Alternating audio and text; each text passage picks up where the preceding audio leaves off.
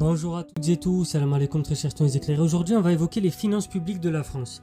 La Cour des comptes met en garde le futur gouvernement.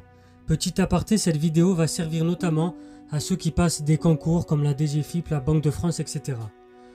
Donc, dans un rapport remis lundi 15 juillet, c'est-à-dire aujourd'hui, la haute juridiction invite l'équipe qui accédera au pouvoir à faire preuve de sérieux budgétaire pour assainir des finances publiques très dégradées. Un blâme pour le gouvernement sortant et une mise en garde adressée à l'équipe qui lui succédera.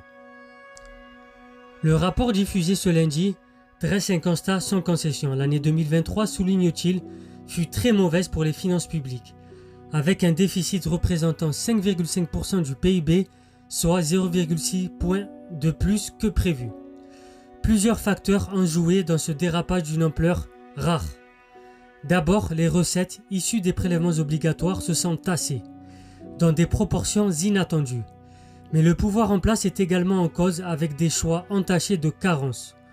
Pour que le trou ne se creuse pas davantage en 2023, il aurait été nécessaire de renoncer à certaines mesures de baisse d'impôts et de réaliser des économies effectives. Ce qui ne fut pas le cas bien évidemment, donc comme le souligne ce rapport de la Cour des comptes.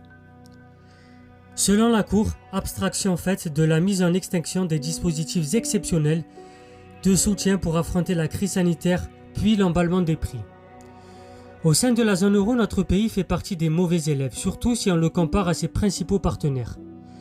En Allemagne, le déficit est resté stable en 2023 tandis qu'il a diminué en Espagne et en Italie respectivement de 1,1 et de 1,2 points de PIB.